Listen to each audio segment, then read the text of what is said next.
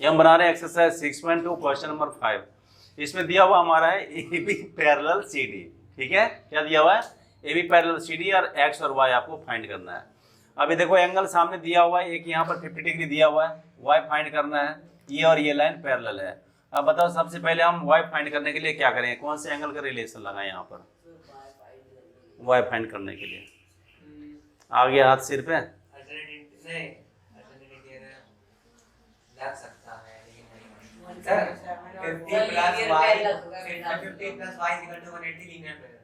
One 180। अच्छा 50 plus Y equal to 180।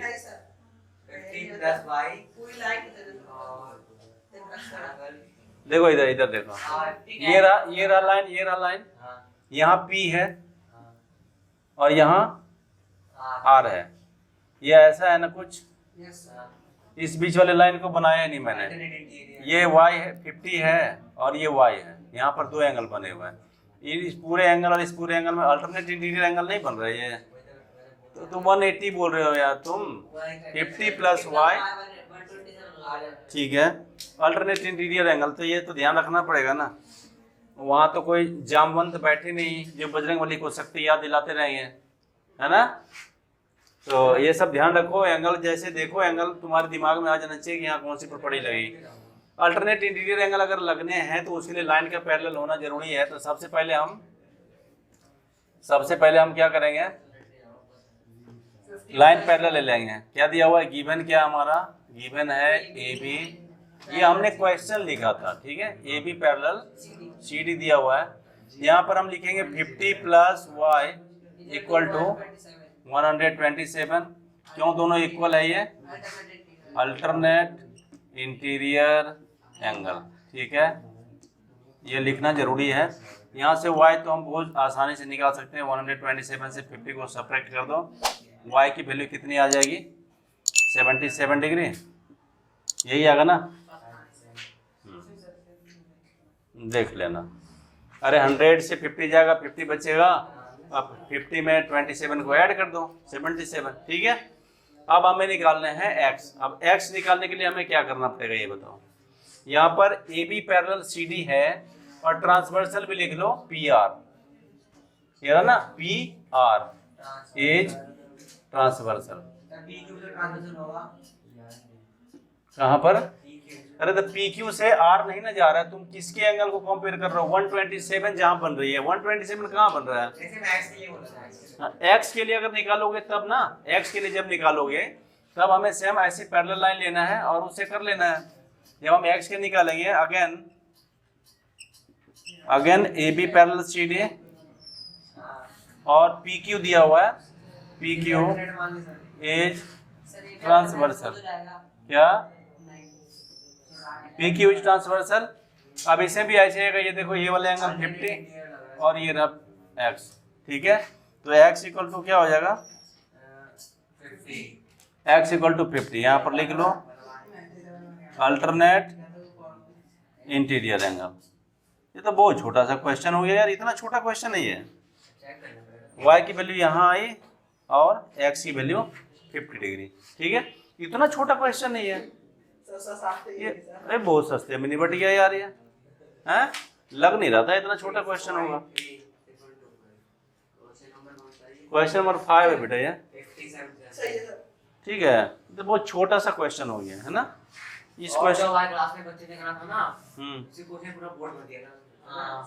किसने? Class में लड़के ने करा था। अच्छा चलो कोई, हां यही क्वेश्चन पूरा बोर्ड भर दिया था उसने। चलो कोई नहीं, समझ में आ गया ना।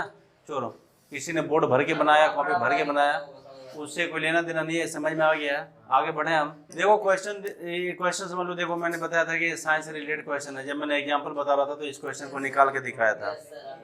क्वेश्चन में वो थोड़ा बहुत मैंने बता दिया था लॉ ऑफ रिफ्लेक्शन, कि अगर मिरर है, ठीक है ना, उस मिरर से सपोज करो रे, कोई अगर रे आ रही है, ठीक है, ये रे आने वाली है, इंसिडेंस रे ये है और ये रिफ्लेक्टेड रे है। तो यहाँ पर अगर तुम इसके परपेंडिकुलर, इस लाइन के परपेंडिकुलर जब तुम यहाँ पर ड्रॉ करोगे ना, ये परपेंडिकुलर बन रही है 90 डिग्री। तो ये जो एंगल आ रहा है इसको एंगल ऑफ इंसिडेंस बोलते हैं, इसको एंगल ऑफ रिफ्लेक्शन कहते हैं, ठीक है। एंगल ऑफ इंसिडेंस और एंगल ऑफ रिफ्लेक्शन। अब ये दोनों के दोनों एंगल जो है ना वो हमेशा इक्वल होता है, यानी एंगल आई जो है वो एंगल आर के बराबर होगा। समझ में आ गई बात कि एंगल आई एंगल आर के बराबर होगा। यहाँ पर सेम टू सेम ऐसा ही हो रहा है। इसमें हो क्या रहा है, यहाँ पर मैंने एक मिरर बनाया है, लाइट एक आई है और रिफ्लेक्ट होकर चली गई है। यहाँ पर क्या है कि एक लाइट आ रही है, एक मिरर PQ से रिफ्लेक्ट होकर कहाँ आ रही है, मिरर RS पर। एक रे ऑफ लाइट है वो AB जो मिरर PQ से टकरा रही है, रिफ्लेक्ट होकर के कहाँ जा रही है, वो मिरर RS पर, ठीक है, RS पर। यहाँ से फिर वो इंसिडेंस होकर के रिफ्लेक्ट होकर के वापस जा रही है वो उस डायरेक्शन में CD की तरफ में। तो यहाँ पर दो मिरर है, तो हम यहाँ पर अगर दो मिरर होगी तो हम जो ये नॉर्मल बनाया है ना इसको N बोलते हैं ऐसा, ठीक है। तो यहाँ पर भी हमको दो नॉर्मल बनाना पड़ेगा, यहाँ पर एक नॉर्मल बना लो और एक नॉर्मल यहाँ बनाएंगे, बनेगी तो यहाँ भी नॉर्मल ना। अब यहाँ पर जो नॉर्मल बनेगा इसको ले लो M और इस वाले नॉर्मल को ले लो N। अगर फिगर समझ में नहीं आया तो क्वेश्चन कभी समझ में नहीं आएगा। बनेगा ना यहाँ पर। तुम्हें देखो यहाँ प्रूफ क्या करना है, प्रूफ करना है नहीं AB पैरेलल प्रूफ करना है क्या, AB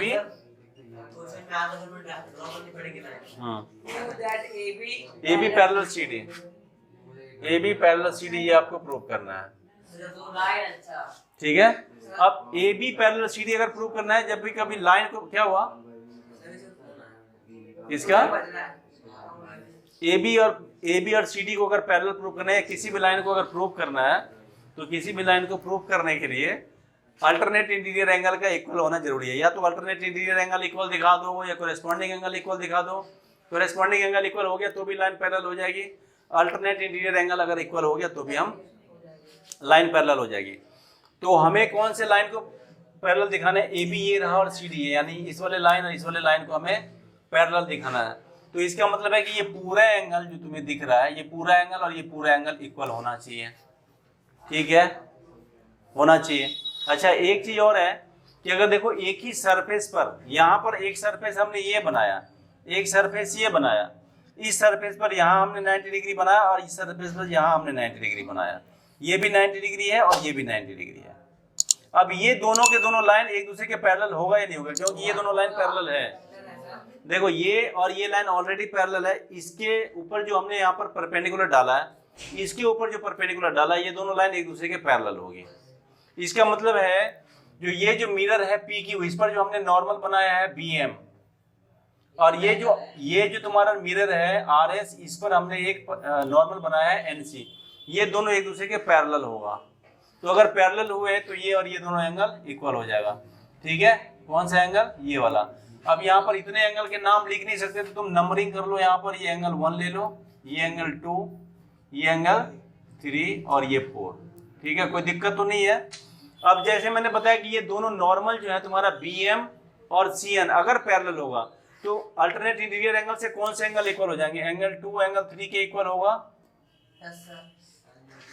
ये वाली लाइन और ये वाली लाइन अगर पैरेलल है तो एंगल 2 और एंगल 3 अल्टरनेट इंटीरियर एंगल हो रहा है, ये ट्रांसवर्सल लाइन हो रहा है BC। सर दोनों का एक निकल जाएगा तो बाकी तो बराबर बराबर ही हो जाएगा। पहले जितनी बात कर रहा हूँ उसकी बात करो ना, आगे की बात क्यों कर रहे हो। ये दोनों लाइन अगर पैरेलल है तो ये दोनों एंगल इक्वल होगा। कौन सा एंगल, एंगल रिलेशन कौन सा है, अल्टरनेट इंटीरियर एंगल। तो इतना तो हमने लिया है कि एंगल 2 और एंगल 3 इक्वल है, ठीक है। अच्छा इसके बाद ये जो नॉर्मल है, ये नॉर्मल क्या करता है, ये दोनों एंगल को इक्वल करता है। अभी बताया मैंने कि नॉर्मल जो है वो angle of incidence and angle of reflection के हिसाब से इक्वल करता है। तो इस हिसाब से एंगल 1 और एंगल 2 दोनों बराबर होगा। इसी तरह से एंगल 3 और एंगल 4 ये भी इक्वल होगा। 3 रिलेशन तो तुम ला सकते हो ना इसमें, angle 2 angle 3, angle 1 equal to angle 2, angle 3 equal to angle 4। अगर ऐसे देखो तो चारों के चारों एंगल इक्वल हो गए, यानी एंगल 1 एंगल 2 एंगल 3 और एंगल 4 चारों के चारों इक्वल हो जाएगा। जैसे ये और ये बराबर, वैसे इसके बराबर ये। अभी अभी दिखा देखो ये इसके बराबर है, ठीक है, क्योंकि angle of incidence equal to angle of reflection. इसके बाद ये और ये इक्वल है अल्टरनेट इंटीरियर एंगल, और एंगल 3 और एंगल 4 भी इक्वल है। कौन सा, angle of incidence angle of reflection. तो ये एंगल 1 एंगल 2 एंगल 3 एंगल 4 चारों के चारों इक्वल हो गए। इक्वल हो गए। ठीक है, समझ में आई बात? एंगल से इक्वल तो लाइन में इक्वल। एंगल इक्वल हो गए तो लाइन पैरेलल। पैरेलल। ठीक है, लाइन इक्वल। अब इसको बना लेते हैं। बनाएंगे कैसे? बनाएंगे कैसे इसको? सबसे पहले हमें कौन से एंगल दिखाने हैं? एंगल 2 को और एंगल 3 को। ठीक है, तो उसके लिए हम क्या करेंगे? सेंस क्या है हमारा? BM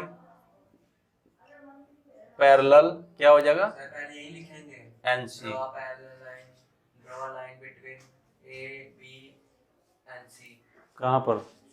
perpendicular line. हाँ, उसके आगे लिखेंगे यूनिट लाइन बनानी है। परपेंडिकुलर लाइन बनाने की जरूरत नहीं है, लिखना है तो लिख लो कंस्ट्रक्शन में, फिर उसको मेंशन करना पड़ेगा। अगर आप फिगर से हटके, जो आपका फिगर दिया हुआ उससे हटके अगर कंस्ट्रक्शन में किसी तरह की चेंजिंग करनी है तो वो कंस्ट्रक्शन में आपको लिखना पड़ेगा। ठीक है, तो कंस्ट्रक्शन में जो चेंज होगा, draw a perpendicular line, draw a perpendicular line. कौन कौन सा हमने ड्रॉ कर रहे हैं? BM and NC, BM and NC at point B and C।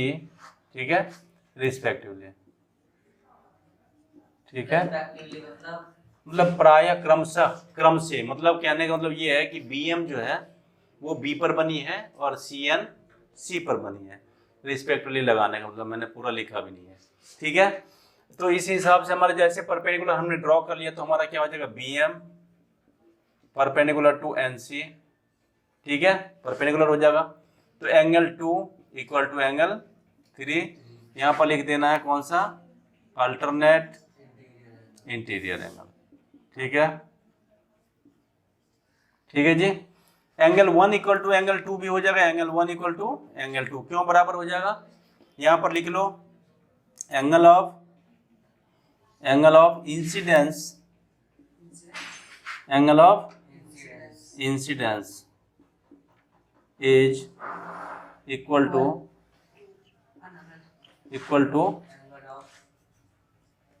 Angle of reflection. ठीक है, कोई दिक्कत तो नहीं है।